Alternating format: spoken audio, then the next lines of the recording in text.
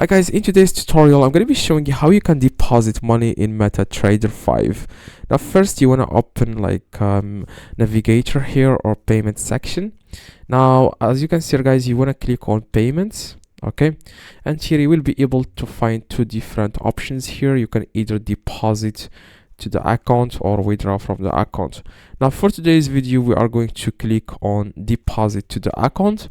Now next step is you want to add the desired amount here, the deposit amount, and here you want to select the currency. Okay, so if the currency is different, it will be converted.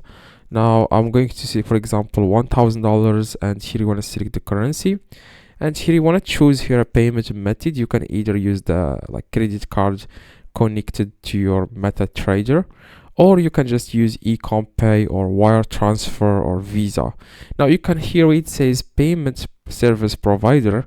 You can add here the card that is already here on your account, or you can add a new card here. And here the most important is you want to add your email address. Okay, by the way guys, the commission rate is $10, so you will be charged $10 when depositing to your MetaTrader 5. Okay, so next thing guys, you just need to add here your card number and card holder number, and also expiration date.